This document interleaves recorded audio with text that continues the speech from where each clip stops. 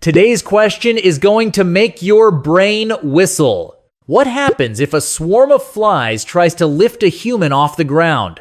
This question brings a bunch of other questions with it, like how many flies do we need? How much noise do these flies make? How much airflow do their wings generate? How much heat do they produce? And is any of this even possible? All right, let's get to the flies. First, let me give you a bit of information about the hero of this episode, the common housefly. We know that each fly can generate an upward force roughly equal to its own weight. The average weight of a fly is about 12.5 milligrams, which is 125 ten-thousandths of a gram.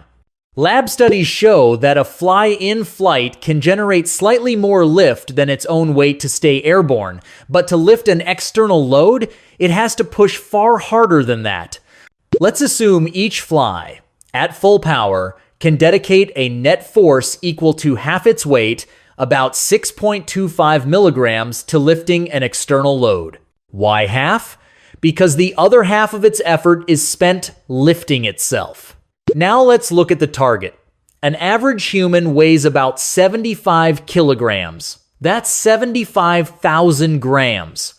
To find the number of flies, all we need is simple multiplication and division, and we land on the number 12 million flies.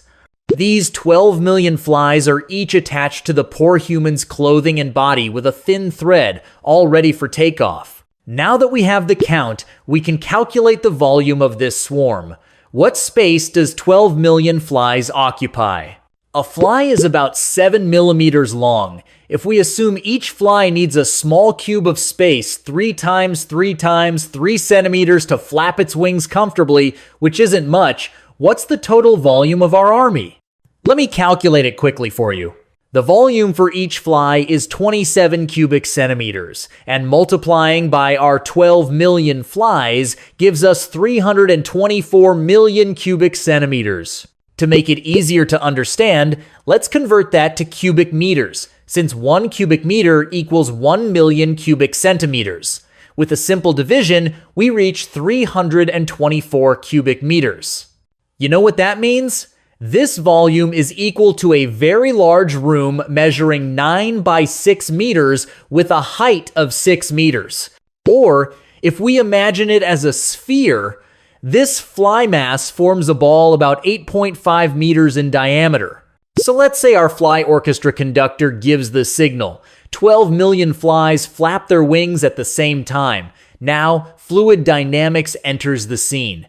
Each fly pushes air downward to lift itself upward. This phenomenon is called downwash. Now imagine 12 million sources of downwash all active at once. What happens? I don't want to bore you with too many equations. Using fluid dynamics and the conservation of momentum, we can estimate the speed of the air pushed down from a single fly's wings to be around 1 to 2 meters per second. Now imagine that multiplied by 12 million flies gathered into a spherical swarm. All these tiny air streams combine to form a massive storm right beneath this fly sphere. The speed of this airflow can easily reach 30 to 40 kilometers per hour. And we forgot something: sound. The buzzing of a single fly may be annoying but tolerable. That sound comes from its wings flapping about 200 times per second. Meaning, in the time it takes you to blink once, the fly has flapped its wings 50 times. A fly's buzz measures about 40 decibels at close range. But when you have 12 million flies buzzing at the same time, things change drastically. You should know decibels are logarithmic. Doubling the sound source only increases loudness by about 3 decibels. But with millions of sound sources, the calculation gets messy. With a quick rough estimate, the sound produced by 12 million flies swarming around you easily exceeds 130 to 140 decibels. Do you know what that means? That's equivalent to the sound of a jet engine during takeoff, heard from just a few meters away. This noise is not only deafening, but extremely painful and can rupture your eardrums in seconds. But did you think that was all? You're trapped inside a living sphere 8.5 meters wide. 12 million living creatures whose metabolic rate has skyrocketed because of intense wing movement are vacuuming up the oxygen inside this enclosed space like a giant air-hungry machine. A fly in flight consumes about 10 milliliters of oxygen per gram of its body weight per hour. So our army, with a total weight of about 150 kilograms, consumes about 1,500,000 milliliters or 1,500 liters of oxygen per hour. How much oxygen is even in there? The air inside that 324 cubic meter sphere contains around 68,000 liters of oxygen. This means our fly army can drop the surrounding oxygen level to dangerous, lethal levels in just a few seconds. You'll lose consciousness and suffocate long before you ever get the chance to enjoy this bizarre flight.